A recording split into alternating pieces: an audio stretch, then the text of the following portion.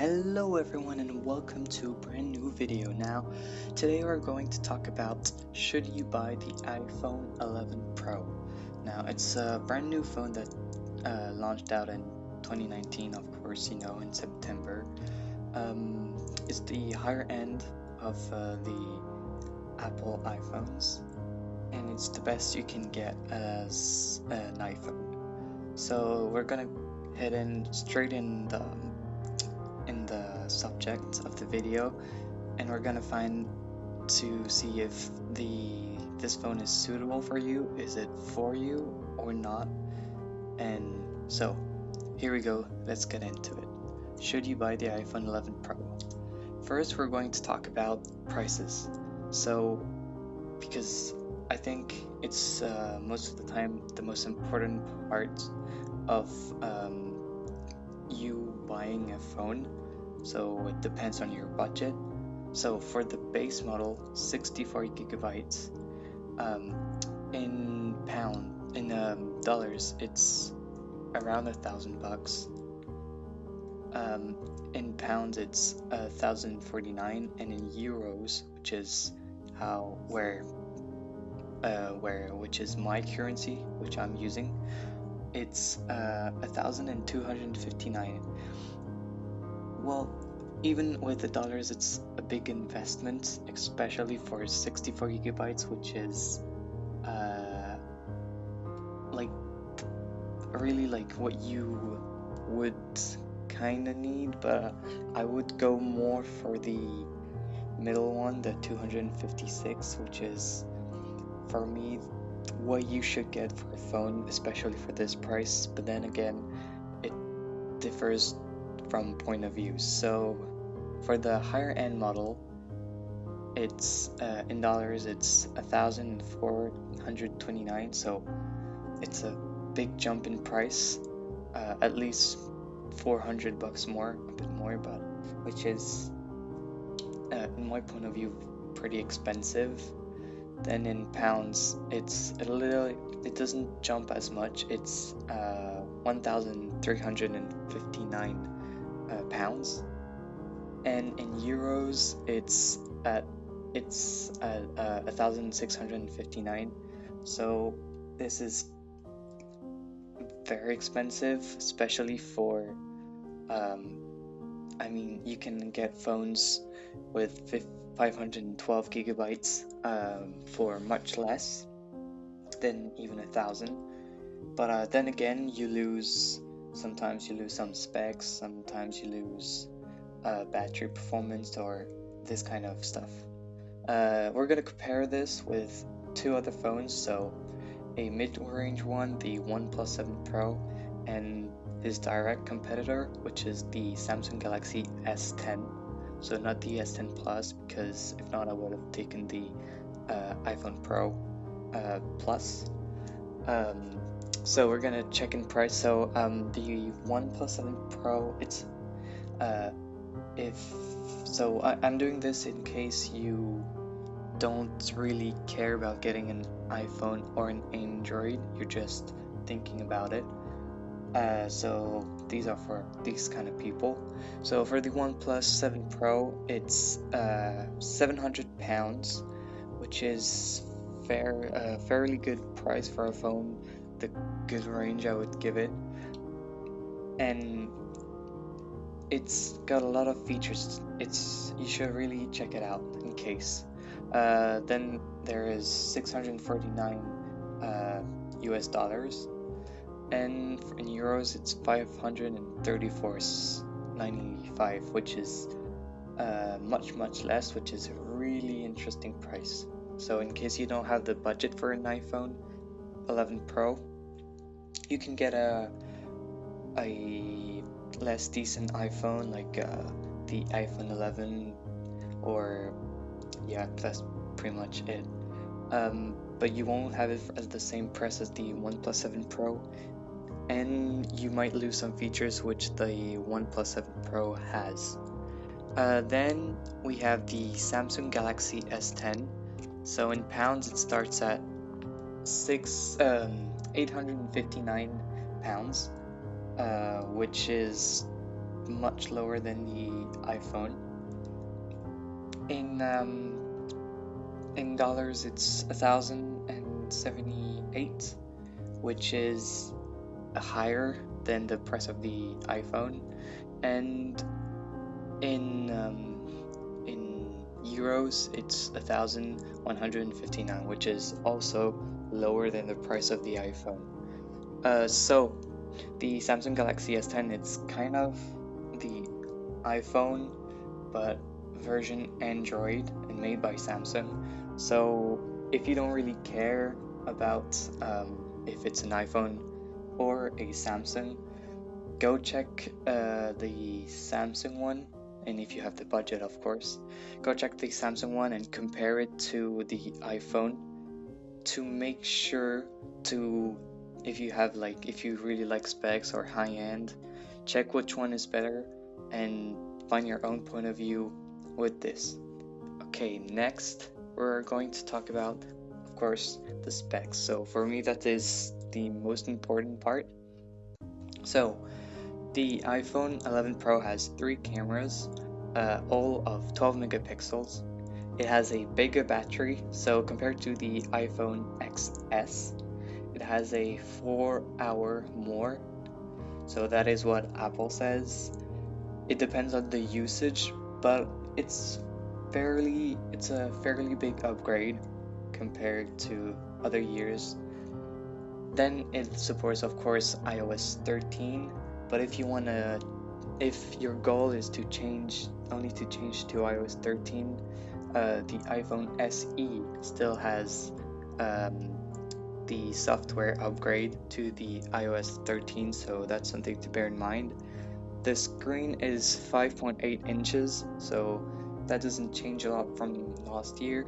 The resolution is also the same. It's 2436 times 1125. So the CPU is A13 Bionics. So that's an upgrade from last year. So if you want the upgrade, biggest CPU and an iPhone, you should get it.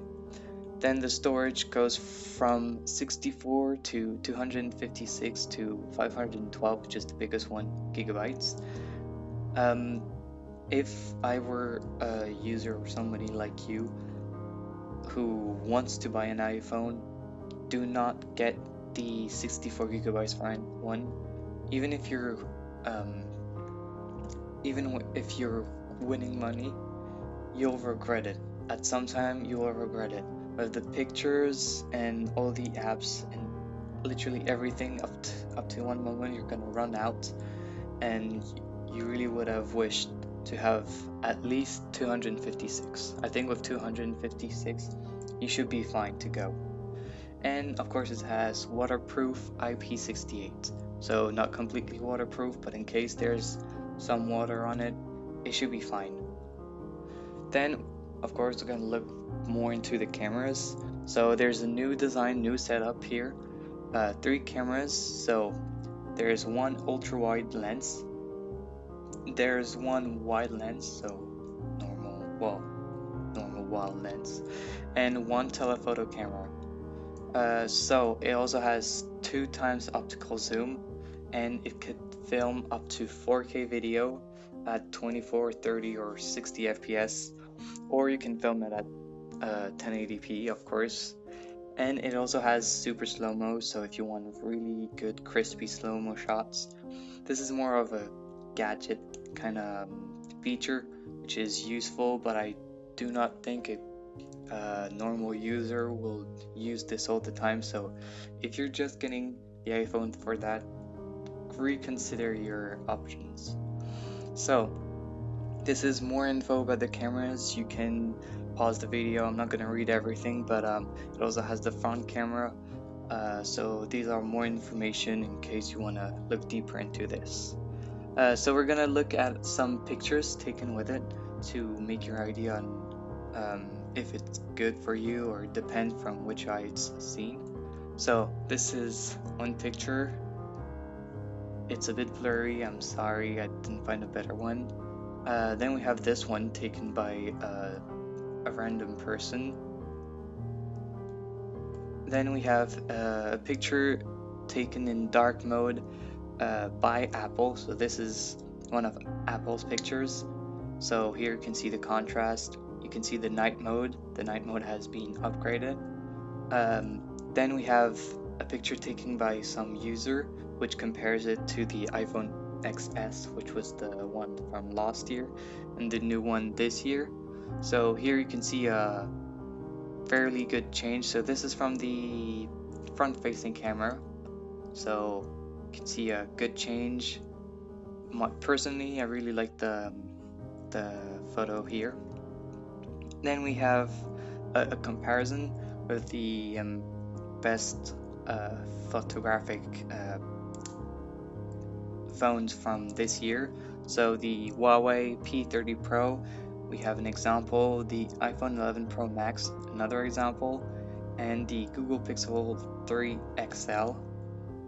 So here are examples. We can see, in my personal preference is or the Pixel 3 XL or the iPhone 11 Pro Max, but I kind of tend to go into the Google Pixel 3 XL. So then again, if you're really into photography or really like taking pictures all the time, you might consider getting, and you want an iPhone, of course, you might consider getting the iPhone 11 Pro Max or the iPhone 11 Pro because it has the same lenses quality. But if you don't consider like really needing an iPhone, get the Google Pixel 3 XL. It'll always be the best. Sorry, but for this year's it's gonna be the Google Pixel 3. Then let's end up the video with, so should you buy the iPhone 11 Pro? Yes and no. It depends what kind of user. If you have the money, you want an iPhone, or you actually prefer the specs of the iPhone, like the interface, and literally have the money or already has like AirPods or a MacBook, okay, so you're already in the Apple ecosystem, yes, you should, except if you have an iPhone XS. So I don't think the upgrade is a good thing, because next year will probably be a brand new, I don't know how it's gonna be called, but the iPhone 12 will be probably much better, and it's worth taking the time. So if you have the iPhone XS, do not buy it. Just wait. I think you can wait before wasting your money on buying it now and then wanting the new one. So keep it. If you have an iPhone 10, you might want to change it. If you have an iPhone 7, you probably should, but that is what you think and what you want. And for the others who don't really care if it's an iPhone or an Android and have a budget, I would say do not buy it, because I'm gonna explain myself. Because if you're